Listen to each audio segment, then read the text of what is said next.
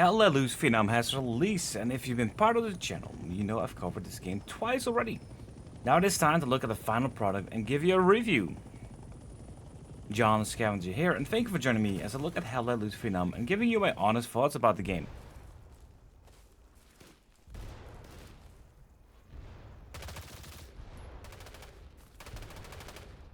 I have been playing Hallelujah series for a while and currently have almost 500 hours into the first game. I was super excited when the new game was announced and was lucky enough to get into the playtest before release. So how does this game compare to the previous game, and where does it stand on its own as a first-person shooter set in the Vietnam War? With Hallelujah Vietnam, veteran players will quickly recognize the classic game modes of Warfare and Offensive. We also have game modes like Conquest and Domination as two newer modes. At the time of making this video, I have 15 hours into the new game and gave the new modes a fair shot. So far, all my experiences in these newer modes have been lackluster. We have 50 versus 50 players in this game, and when you spread out that number over multiple areas you can capture in the Domination and Conquest modes, there's gonna be a lot of dull moments. And that's what I experienced. A lot of boring rounds where there was not a whole lot happening. While the classic game modes continue to offer epic moments like we're used to in Hallelujah, you continue to fight over one area and all 100 players on the server are focused on capturing or defending that zone. And when that is captured, you move on to the next with all those players.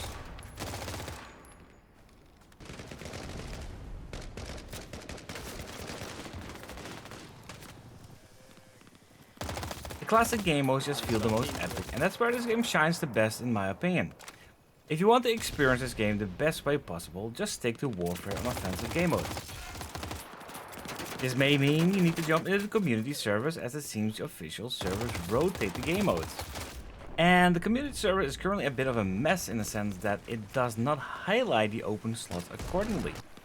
A lot of times when joining a community server you may get messages in regards of only VIPs being able to join at the time, and there's no clear indicator of that in the menu. I only had it a few times myself, but it seems to be a community-wide annoyance.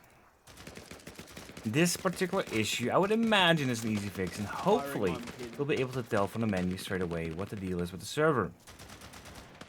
Currently the game has 6 maps to play on, and there's a lot of difference in them to make each map feel like you are somewhere else, even though the main aesthetic will be the jungle. The ambience of the maps are pretty neat as well. There's some cool fog effects on surface level and other nice details you pick up on when you take a moment to look around.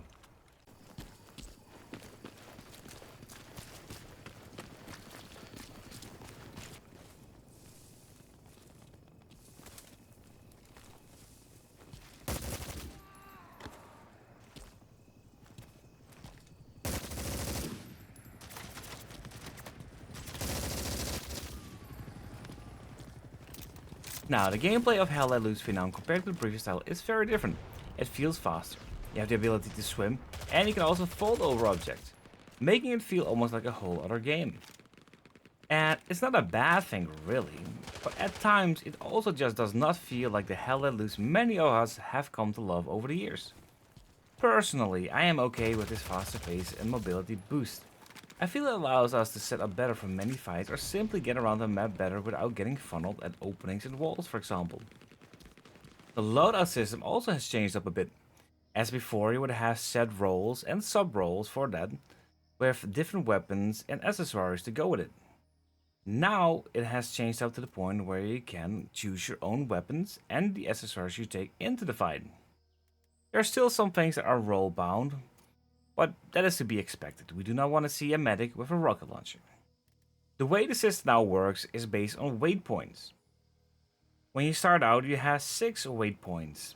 A main weapon alone could cost you already 4 weight points, so you don't really have a lot to go with early on, but as you level up, you do gain extra weight points, meaning you can eventually have 2 guns, or a gun and a AT rocket launcher or mine.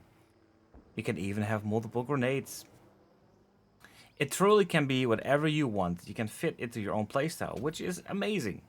I do like the system better than what we had before. I enjoy being able to have control over what I want to bring in. And being rewarded by playing the same role and be able to do more is great. You actually level up your roles a lot faster than the previous title, where it sometimes felt a little bit punishing just to level up. And the best of all in Vietnam, your XP going towards your role is happening as you play. You no longer have to wait until the end of a match or miss out on XP if there is a crash. These changes make it so much better to enjoy, especially for the more casual player. Not everyone has the time to fire up a round and dedicate the 90 minutes a match could take.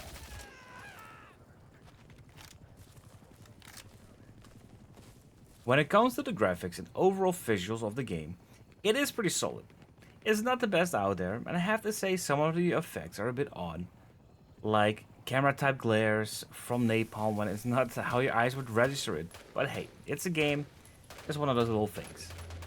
The biggest gripe I have with the game is that the explosions look and sound are just underwhelming. The bombing runs look worse than the previous game, and it seems to be a lot more quiet. I really hope that we'll get to see some improvements on the visual side of things, and at the very least make it all look a little bit more realistic. Even though the game has improved tons since the playtest and the release delay from June to August, there are still some issues with the game. I myself had a random bug where I suddenly started swimming about 20 meters from the water. Other issues that were a lot more frustrating were the ones you suddenly could no longer spawn, meaning you would have to leave the server and try to get back in, but the issues continued even after that. From people I spoke to in the my matches, there are still audio issues with the mics coming through robotic, overall sound issues with helicopters. And this was already a thing that was in the playtest and unfortunately still has not been fixed. Then there's also an issue where many people are unable to complete the tutorials, so they cannot play a squad lead or commander because of this. The studio did release a hotfix for some issues for AMD processors, PS5 audio issues, and server browser on August 16th, with more hotfixes on the way. It is great that they are actively working on this quickly, but with some issues carrying over from a playtest weeks later, it is a bit of a concern that it appears to move a little slow. All in all, this game has been one of the most wanted games for me since it was announced last year, and now that I finally had time to play it, I feel good enough with the overall results and quality of the game. I was afraid that it would be in a worse state, to be honest with you. I am going to give the game a rating of a 7 out of 10.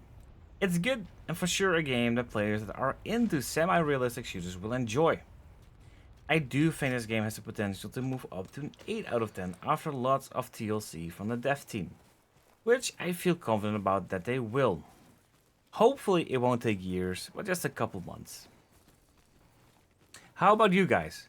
How do you feel about this game and how would you rate it?